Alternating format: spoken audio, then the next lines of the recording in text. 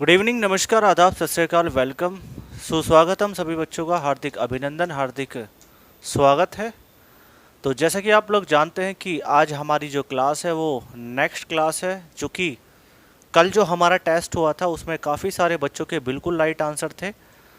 तो सभी को कॉन्ग्रेचुलेशन। और जो बच्चे 3 रैंकर बने हैं, rank first, rank to, rank third, उनको भी कॉन्ग्रेचुलेशन। और सभी लोग ऐसी मेहनत करते रहिए।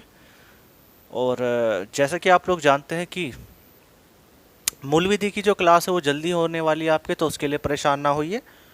और नोट्स प्रिपेयर करते रहिए खुद से। और क्लासेस को जितना आप रिवीजन करेंगे आपको उतनी सारी चीज़ें नहीं पता चलेंगी। और साथ ही उनमें कुछ पॉइंट आपको ऐसे भी मिलेंगे जिसमें आपका डाउट भी बन सकता है। ठीक है, तो उस डाउट को भी क्लियर कीजिए और कोशिश कीजिए कि आपके कोई भी डाउट ना रहे एग्जामिनेशन तक। और साथ ही आपकी सभी प्रैक्टिस और एमसीक्यूज हो जाएं।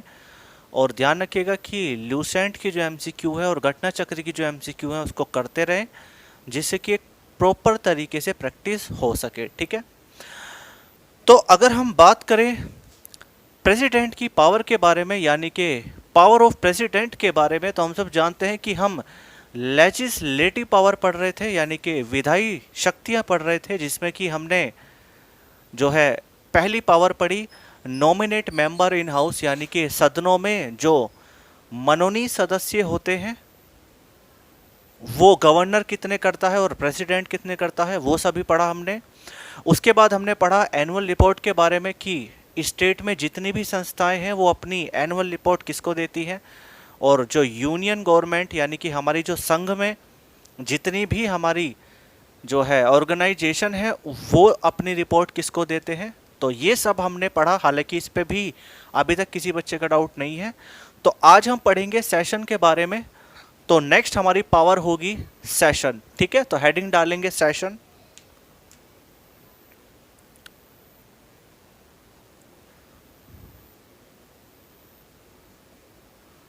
सेशन का मतलब होता है हिंदी में सत्र। देखिएगा, अगर हम बात करें सेशन के बारे में तो हम सब जानते हैं कि 1 मिनट रुकिएगा, मैं एक बार बैटरी चेंज कर लेता हूँ, है ना। इसकी बैटरी चेंज करो, 1 सेकंड रुको, इसकी आवाज़ 1 मिनट रुकिएगा।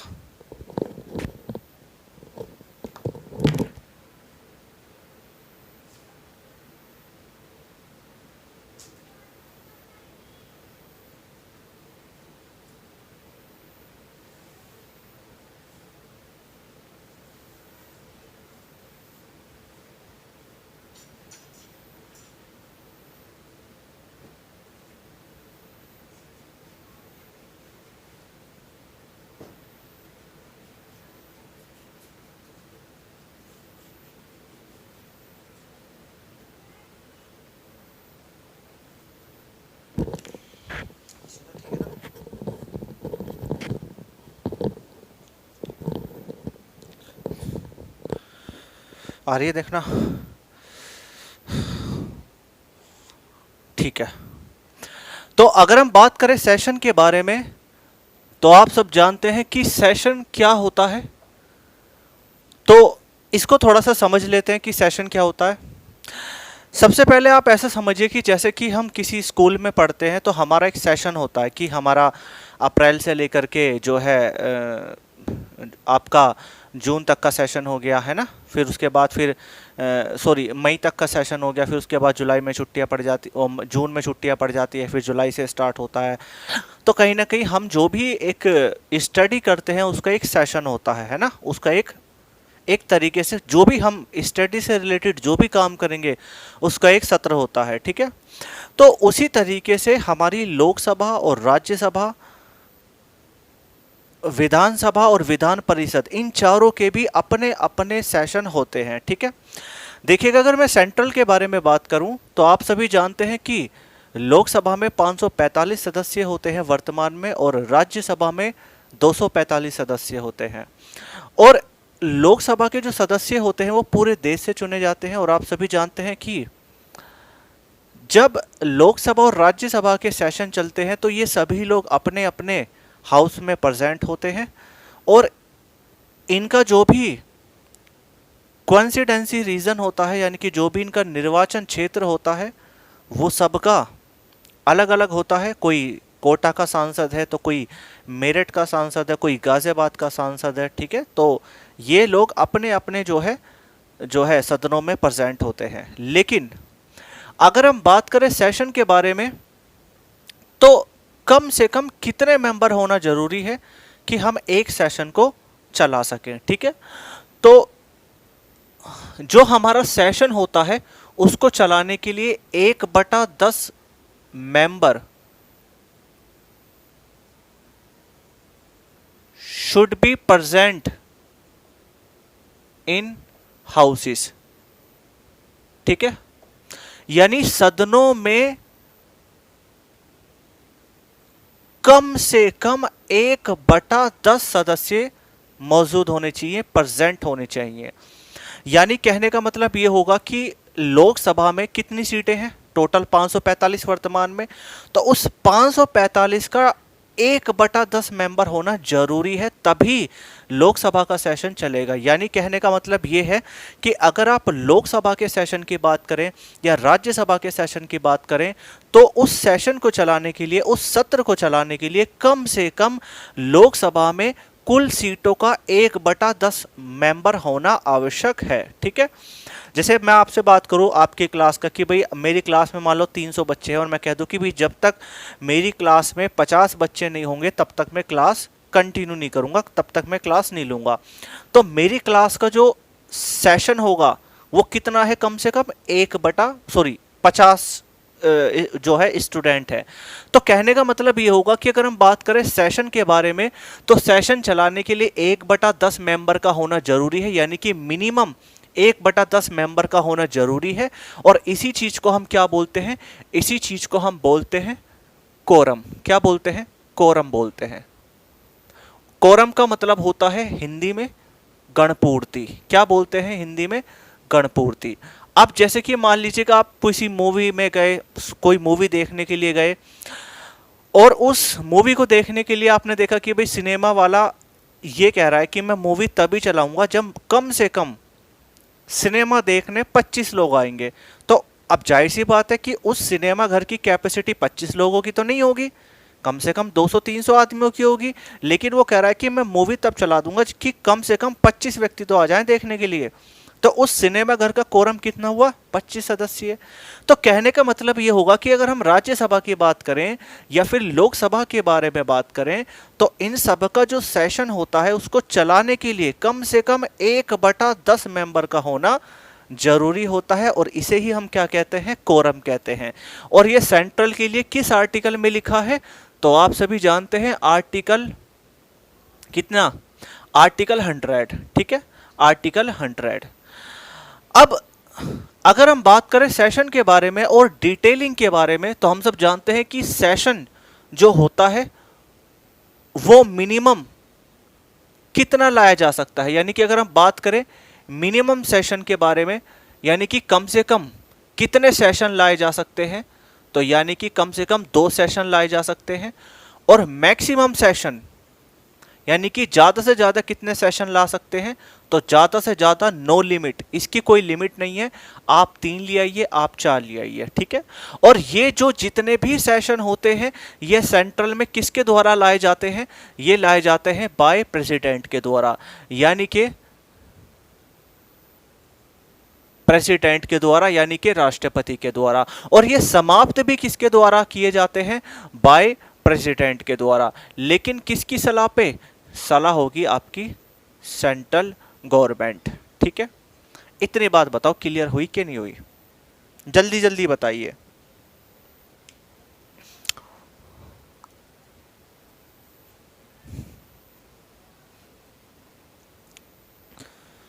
सही हो रही ना रिकॉर्ड, ठीक है। हाँ जी, तो अब इसको एक बार समझ लेते हैं कि इस पे क्या क्वेश्चन बन सकता है। और हाँ, आपसे ये भी पूछ सकता है कि बताइए 2 सेशन यानी कि 2 सत्रों के बीच की अवधि कितनी हो सकती है, तो ये हो सकती है मैक्सिमम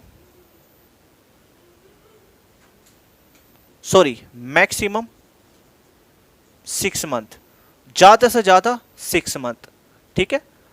चलो एक काम करो, इस पॉइंट को अभी यहाँ पे भी पढ़ लीजिए, फिर मैं इसको आगे और क्लियर कर दूंगा, ठीक है? तो वो आपको और अच्छा समझ में आएगा।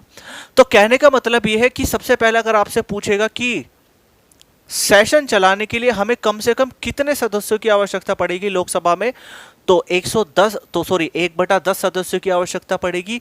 राज्यसभा में भी 1/10 सदस्यों की आवश्यकता पड़ेगी, और इसी चीज को हम बोलते हैं कोरम, और ये हमारे संविधान के आर्टिकल 100 में है। और अगर आपसे पूछ ले कि बताइए लोकसभा का कोरम कितना है, तो आप बताएंगे कि जो लोकसभा का कोरम होगा, वो होगा 1/10। और अगर राज्यसभा के कोरम की भी बात करें तो उसका भी कोरम होगा 1/10, ठीक है? और ये जो होगा ये टोटल सीट का होगा, टोटल सीट्स का, ठीक है? यानी कि टोटल सीट्स, यानी कि लोकसभा में 545 है तो उसका 1/10 निकाल लीजिएगा, तो कितना होगा 1/10? लगभग 54.5 होगा, यानी कि 55 सदस्य ले लेते हैं। तो अगर लोकसभा में सत्र चलाना जरूरी है, यानी कि सत्र चल रहा है, तो वहां पे उसमें कम से कम 55 सदस्यों का होना जरूरी है, तभी वो सत्र चलेगा, अन्यथा वो सत्र नहीं चलेगा, ठीक है? ज्यादा तो कितने भी हो सकते हैं, चाहे 500 के 545 पूरे के पूरे आ जाए, कोई दिक्कत नहीं होती है। क्योंकि क्या होता है लोकसभा में और राज्यसभा में ऐसा जरूरी नहीं होता कि सारे सांसद प्रेजेंट हो एट ए टाइम, कुछ छुट्टियों पे भी होते हैं, ठीक है? और कुछ किसी अन्य कारण से आ भी नहीं सकते, छुट्टियां तो होती है खैर इनकी। लेकिन कहीं ना कहीं अगर मान लीजिएगा कि अब लोकसभा का सत्र चलना है, ठीक है?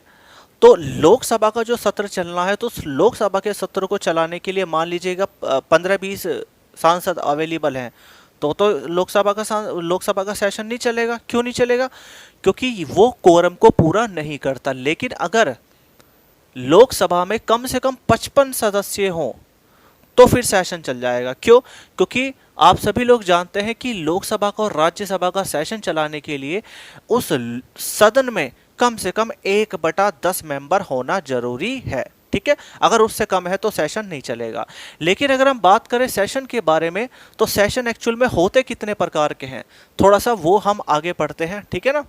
तो आप इसको कॉपी कर लीजिए। अब सवाल बनेगा कि बताइए लोकसभा की गणपूर्ति कितनी होती है। तो गणपूर्ति का मतलब होता है कि वो आपसे ये पूछ रहा है कि लोकसभा में सत्र चलाने के लिए कम से कम कितने सदस्यों की आवश्यकता होती है। तो आपका आंसर होगा 1/10। पूछ लेगा राज्यसभा में कितना कोरम होगा, कितनी गणपूर्ति होगी, तो 1/10। पूछ लेगा किस आर्टिकल में है, तो आर्टिकल 100। पूछ लेगा कि मैक्सिमम सेशन, यानी कि आपके जो है एक साल में कितने सत्र आ सकते हैं कम से कम, तो कम से कम 2 सत्र आ सकते हैं, यानी कि आप 2 सेशन ला सकते हैं। मैक्सिमम उसकी कोई लिमिट नहीं है। और यहाँ पे पूछा गया है मैक्सिमम 6 मंथ ड्यूरेशन, यानी कि 2 सत्रों के बीच की अवधि 6 मंथ से ज़्यादा नहीं हो सकती। बल्कि एक काम करो, आप इसको, जो बच्चे समझ पा रहे हैं ठीक है, जो बच्चे नहीं समझ पा रहे इस पॉइंट को, तो ज़्यादा टेंशन ना ले, इस पॉइंट को मैं अभी आगे समझाऊंगा, ठीक है? इसके लिए टेंशन ना ले। और अगर बात करें इन सेशन को, इन सत्रों को लाता कौन है, तो इस नोन एज राष्ट्रपति लाता है, और खत्म भी कौन करता है, राष्ट्रपति करता है। लेकिन किसकी सलाह पे? सेंट्रल गवर्नमेंट की सलाह पे। लेकिन अगर हम बात करें हम क्या विशेष सत्र ला सकते हैं, तो बिल्कुल ला सकते हैं राष्ट्रपति के द्वारा, यानी सेंट्रल गवर्नमेंट की सलाह पर राष्ट्रपति चाहे तो एक विशेष सत्र भी ला सकता है, ठीक है? यानी कहने का मतलब यह है कि किसी भी मैटर पे अगर कोई ऐसा है कि सेशन नहीं चल रहे हैं किसी चीज़ के लिए, विशेष सेशन भी ला सकता है। और एग्ज़ाम में कभी कभी ये भी पूछ लिया जाता है कि बताइए इन सत्रों का क्या टाइम ड्यूरेशन बढ़ाया जा सकता है। तो बिल्कुल बढ़ाया जा सकता है कि मान लीजिएगा कोई ऐसा बिल है, उस बिल को वो पास कराना जरूरी है लेकिन सेशन ख़त्म होने वाला है, तो ऐसी कंडीशन में राष्ट्रपति चाहे तो सेंट्रल गवर्नमेंट की सलाह पे उसका टाइम ड्यूरेशन थोड़ा सा बढ़ा सकता है, ठीक है? चलिए, क्लियर हुई इतनी बात। अब हम बढ़ते हैं आगे। देखिएगा, अगर हम बात करें सेशन के बारे में थोड़ी सी और डिटेलिंग के बारे में, तो अब हमें ये पता करना है कि एक्चुअल में सेशन होते कितने प्रकार के हैं, ठीक है? और इनका टाइम ड्यूरेशन क्या होता है, और भी क्या क्या बातें होती हैं सेशन में, वो चीज़ें हम पढ़ेंगे, ठीक है ना? तो अगर हम बात करें सेशन के बारे में, तो आप सभी जानते हैं कि हम इसको एक शॉर्टकट से रिप्रेजेंट करेंगे। पहला होगा एस, दूसरा होगा आपका ए, और तीसरा होगा ऐसे, यानी कि हम इसको सासा बोलते हैं। अगर हम बात करें एस के बारे में, तो एस का मतलब होगा हमारा सेशन। क्या होगा? सेशन, जो हमारे संविधान के आर्टिकल 85 में है। ठीक है। ए का मतलब होगा एड्रेस, यानी कि हिंदी में बोलेंगे इसको संबोधन या फिर भाषण। और सेशन का मतलब तो आप सभी जान ही गए होंगे, इसको सत्र बोलते हैं। ऐसे का मतलब होता है स्पेशल एड्रेस। क्या होता है?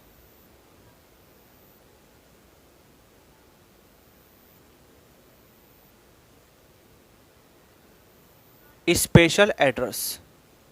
ठीक है, यानी हिंदी में इसको बोलेंगे विशेष संबोधन। विशेष संबोधन। और ये हमारे संविधान के आर्टिकल 86 में है, और ये हमारे संविधान के आर्टिकल 87 में है। तो अगर मैं बात करूं सेशन के बारे में, तो हम सभी जानते हैं कि सेशन में भी आपकी 3 बातें होंगी, जिसमें पहली बात होगी आपकी, एक तो खुद सेशन यानी कि सत्र, दूसरा होगा प्रोरोगेशन, यानी कि जिसे हम हिंदी में बोलते हैं सत्रवसान, और एक होगा आपका डिसोल्व, यानी कि विघटन या फिर भंग। अगर आपसे पूछ लिया जाए कि बताइए सेशन संविधान के किस सत्र में आता है, तो इज नोन एज आर्टिकल 85। पूछ लेगा कि बताइए प्रोरोगेशन यानी कि सत्रवसान संविधान के किस आर्टिकल में है, तो आर्टिकल 85। और अगर पूछ ले विघटन यानी कि भंग, ये किस संविधान के ये किस आर्टिकल में है, तो ये भी याद रखेंगे आर्टिकल 85। इन दोनों के बारे में बाद में बात करेंगे। सबसे पहले हम बात करते हैं सेशन के बारे में। आप सभी जानते हैं कि अगर हम बात करें सेशन के बारे में, तो हम सब जानते हैं कि सेशन जो होते हैं वो 3 टाइप के होते हैं, जिसमें पहला होता है समर सेशन, जिसे हम हिंदी में बोलते हैं क्या? ग्रीष्म या फिर बजट सत्र। ठीक है। और ये जो सत्र होता है ये लार्जेस्ट होता है, ये सबसे बड़ा सत्र होता है, और ये लगभग 2 से 2.5 महीने का होता है। और ये जो स्टार्ट होता है ये फरवरी या फिर मार्च में स्टार्ट होता है। ठीक है, बस। अब हम इसको बजट सत्र क्यों कहते हैं? क्योंकि इसी सत्र में बजट पेश किया जाता है, चूंकि आप सभी जानते हैं कि फरवरी में ही बजट को रखा जाता है। और ये जो टाइम है 2 से 2.5 महीना, या फिर ये टाइम है कि भाई फरवरी या मार्च से स्टार्ट होगा, ये कोई फिक्स नहीं है।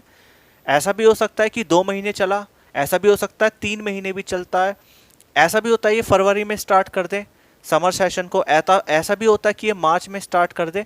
ठीक है, तो ये सेंट्रल गवर्नमेंट पे निर्भर करता है। ठीक है ना। और राष्ट्रपति इसके टाइम ड्यूरेशन को भी चेंज कर सकता है, कि मान लीजिए को कोई ऐसा बिल आ गया कि समर सेशन में पास नहीं हो पाया और लगता है कि बिल जरूरी है पास कराना, तो उस सेशन का कुछ टाइम ड्यूरेशन बढ़ा दिया जाता है। ठीक है। वही हम बात करें, अगला जो सेशन होगा वो होगा मानसून सेशन। मानसून सेशन, जिसको हिंदी में बोलते हैं क्या? मानसून सत्र। ठीक है। और ये जो होता है ये लगभग 15 से 20 दिन का होता है। 15 से 20 दिन नहीं, 15 से 30 दिन ले लेते हैं। ठीक है। और ये जो स्टार्ट होता है आप सभी जानते हैं, ये आपका जुलाई या अगस्त में स्टार्ट होता है। ठीक है। और लास्ट जो सेशन होता है वो होता है, आप सभी जानते हैं, विंटर सेशन,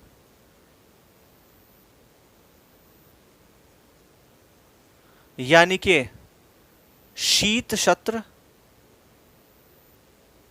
और ये जो स्टार्ट होता है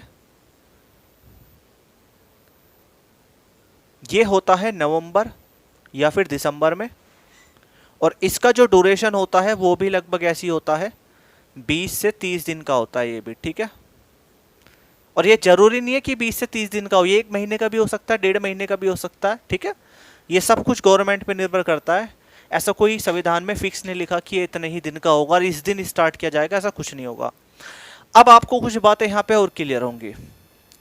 देखिएगा, आप सभी जानते हैं कि सेशन को चलाने के लिए कम से कम हमारे पास सदनों में 1/10 सदस्यों का होना जरूरी है, ये आप सभी जानते हैं। और इसी चीज को हम बोलते हैं कोरम, यानी कि गणपूर्ति।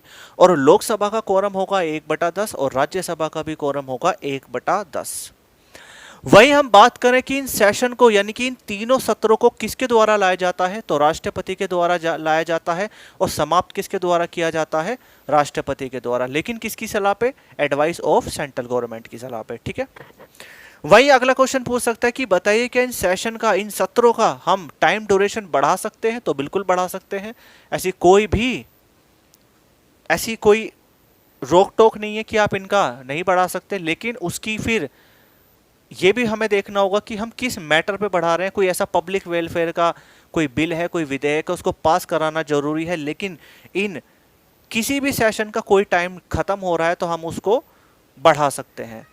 क्या हम किसी विधेयक पर कोई विशेष सत्र ला सकते हैं, तो बिल्कुल ला सकते हैं। सेंट्रल गवर्नमेंट की सलाह पे राष्ट्रपति विशेष सत्र ला सकता है, ठीक है। और विशेष सत्र कब लाया जाता है, कि मान लीजिएगा इन तीनों में से कोई भी सेशन ना चल रहा हो और किसी विधेयक को हम रख रहे हैं पब्लिक वेलफेयर के मामले में, तो उस मैटर पे राष्ट्रपति विशेष सेशन ला सकता है, विशेष सत्र ला सकता है। अब अगला कंसेप्ट है प्रोरोगेशन, यानी कि सत्रवसान। और इसका क्या मतलब होता है, थोड़ा ध्यान में समझिएगा। अगर हम बात करें प्रोरोगेशन के बारे में, तो इसकी एक ही बात आप यहां समझ लीजिए, आपको क्लियर होगा। अगर पूछ ले जाए कि प्रोरोगेशन यानी कि सत्रवसान संविधान के किस आर्टिकल में है, तो आर्टिकल 85, और इसका मतलब होता है ड्यूरेशन बिटवीन टू सेशन, यानी कि सदनों के बीच की अवधि, इसको हम क्या बोलते हैं, इसी को ही हम बोलते हैं प्रोरोगेशन। और ये जो अवधि है ये नॉट मोर देन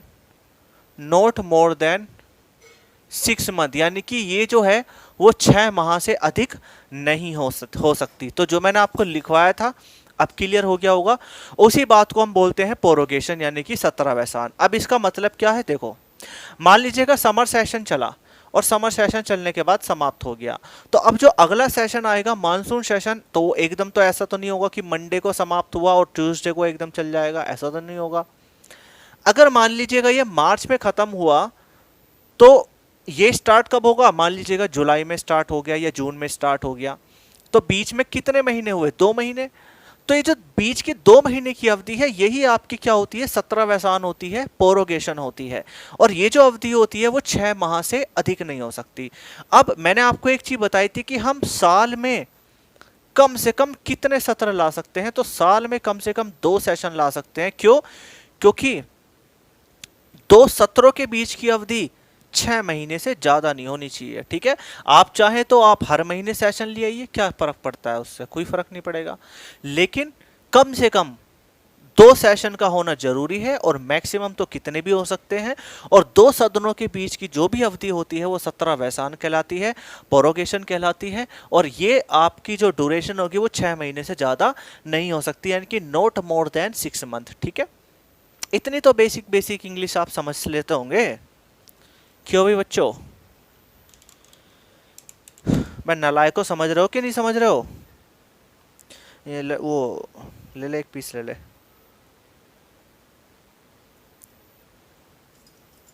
क्यों भाई, पर क्लियर हो रही है बात, नहीं हो रही है। अब बात करते हैं डिसोल्व के बारे में, यानी कि भंग के बारे में। अब भंग का मतलब क्या होता है, इसको ध्यान से समझेंगे। भंग यानी डिसोल्व का मतलब होता है अच्छा, ये कॉपी कर लिया होगा, इसको मैं क्लियर कर देता हूं, ठीक है। फिर मैं आपको, प्रोरोगेशन भी हो गया, सत्र भी हो गया, अब हम बात करते हैं विघटन के बारे में, ठीक है, यानी कि भंग के बारे में। तो अगर हम बात करें विघटन के बारे में, तो हम सभी जानते हैं कि Lok Sabha Lok Sabha is a non permanent house, नेंट house, and therefore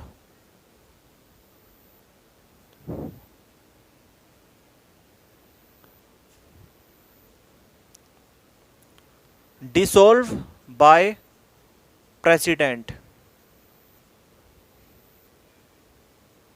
advice of PM. लिखो इस चीज को फटाफट से, हिंदी में भी बता रहा हूं, टेंशन ना लो।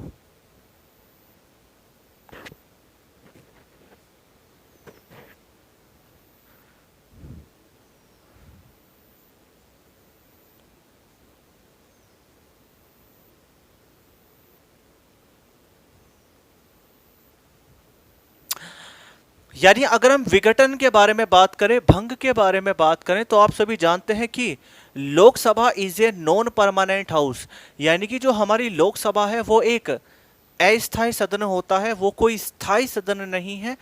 केवल और केवल राज्यसभा हमारा स्थायी सदन होगा जिसे भंग नहीं किया जा सकता। लेकिन जो लोकसभा होती है उसको हम भंग कर सकते हैं, और उस भंग को करने का जो अधिकार होगा वो राष्ट्रपति के पास होगा। और राष्ट्रपति जो भंग करेगा उसको तो किसकी सलाह पे करेगा? पीएम की सलाह पे करेगा, ठीक है। देखो एसएससी में तो केवल इतना ही पूछेगा कि लोकसभा को भंग कौन करेगा, तो राष्ट्रपति करेगा। किसकी सलाह पे? पीएम की सलाह पे, ठीक है। पूछ लेगा किस आर्टिकल के द्वारा, आर्टिकल 85, ठीक है। और पूछ लेगा कि बताइए लोकसभा किस तरह का सदन है, तो एक अस्थायी सदन है, ठीक है। केवल और केवल इतना पूछेगा। लेकिन अगर पूछ लिया जाए किसी बड़े एग्जामिनेशन जिसमें आपको रिटन में लिखना पड़ता है, जैसे सिविल सर्विस हुआ, पीसीएस हुआ, वहां पूछ लिया जाएगा कि राष्ट्रपति लोकसभा को क्यों भंग करता है, कारणों की विवेचना कीजिए। तो वहां सब कुछ लिखना पड़ेगा कि राष्ट्रपति जो है पीएम की सलाह पे करेगा, जो है पीएम की सलाह पे लोकसभा को भंग कर देगा। पीएम ऐसा क्यों कहेगा, क्यों एडवाइस देगा? क्योंकि जब पीएम को ये लगेगा कि हमारे देश का जो शासन है वो संविधान के अकॉर्डिंग नहीं चलाया जा सकता, तो फिर क्या होगा, तो वो पीएम से रिक्वेस्ट करेगा, और राष्ट्रपति से रिक्वेस्ट करेगा, और राष्ट्रपति भंग कर देगा।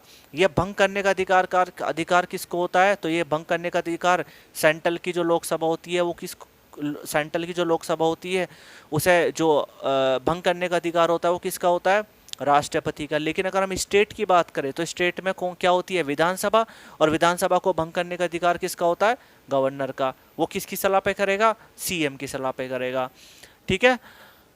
और क्या होगा, कि अगर बाय द वे लोकसभा विघटित होती है, लोकसभा भंग होती है, तो क्या होगा? तो भैया ऐसा नहीं कि लोकसभा बिल्कुल भंग हो जाएगी, बिल्कुल मतलब लोकसभा पे बुलडोजर ही चल जाएगा, ठीक है, ऐसा नहीं होगा। लोकसभा तो रहेगी, लेकिन लोकसभा की सारी सीटें खाली हो जाएंगी, यानी कि फिर हमारे न्यू इलेक्शन होंगे। क्या होंगे? फिर हमारे न्यू इलेक्शन होंगे। तो जो बच्चे हिंदी मीडियम के, एक्चुअली मैंने इंग्लिश में लिख दिया क्योंकि यहाँ पे जगह नहीं है, मैं आपको हिंदी में बता देता हूँ, कभी फिर कमेंट करके कहोगे सर जी इंग्लिश में लिख दिया। देखो Lok Sabha is a non permanent house, मतलब लोकसभा हमारा अस्थायी सदन है। And therefore Lok Sabha can dissolve by president advice of PM, यानी कि लोकसभा को राष्ट्रपति के द्वारा भंग किया जाता है। किसकी सलाह पे? पीएम की सलाह पे। और अगर पीएम की सलाह पे राष्ट्रपति ने भंग कर दिया लोकसभा को, तो देन जो सारी सीटें होंगी लोकसभा की 500 की 545 वो खाली हो जाएंगे, फिर न्यू इलेक्शन होंगे, न्यू तरीके से सीटों को भरा जाएगा, ठीक है। क्लियर हुई इतनी बात? बोलो जल्दी से, कितने मिनट की हो गई?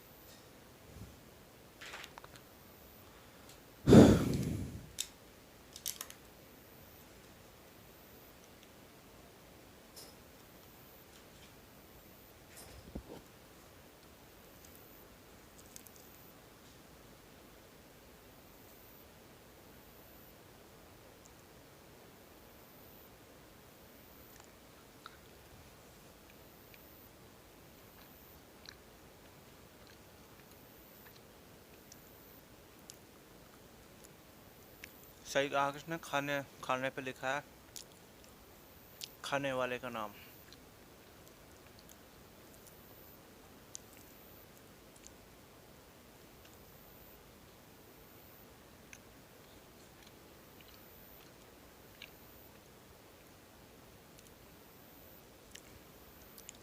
एक बच्चे का हमारे यहाँ पे पढ़ता है ऑनलाइन में, तो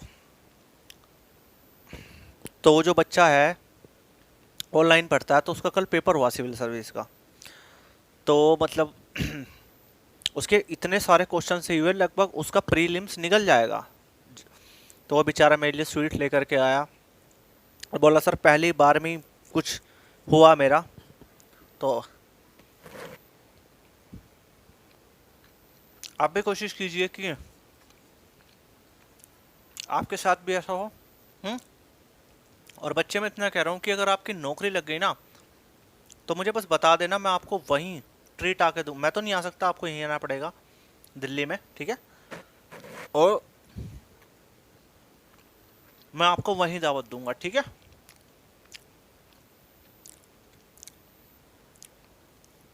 मीठा कम है इसमें।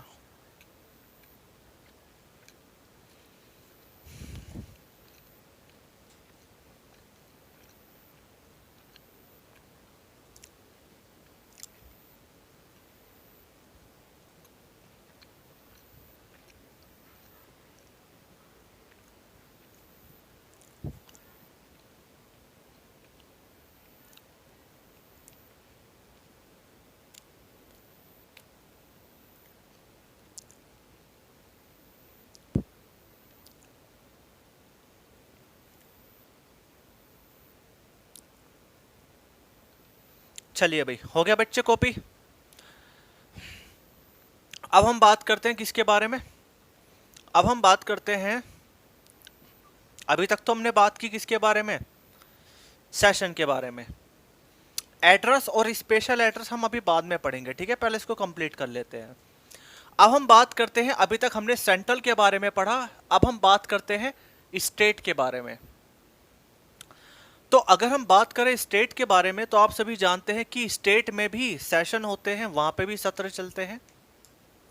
और वहां पे भी सत्र चलाने के लिए कम से कम 1/10 मेंबर का होना जरूरी होता है।